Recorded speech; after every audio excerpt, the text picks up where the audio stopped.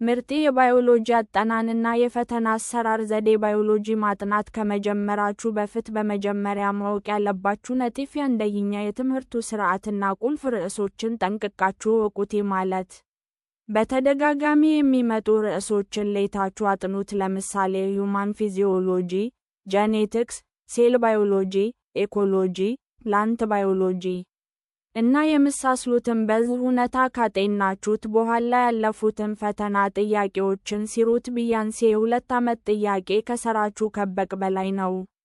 አሁን ደግሞ በደንብ ማጥናት ያለባችሁ ቁልፍ ርዕሶችን ልንገራችሁ።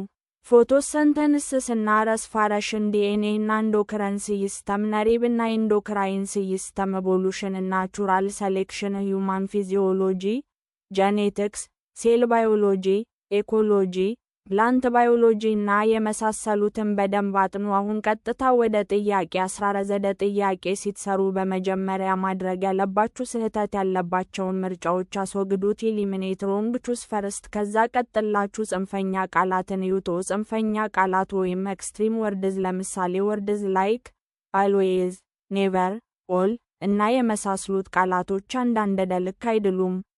ከዛ ተመሳሳይ ምርጫዎችን ለዩት። ከተመሳሳይ ምርጫዎች አንዱ በእርግጠኝነት ትክክል ነው።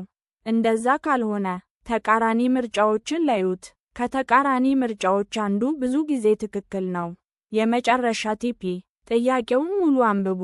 ማይክሮቱ ማክሮቱብ እስከ መጨረሻው ስለተከታተሉ በጣም አመሰግናለሁ። በቀጣይ ቪዲዮ እንገናኛለን።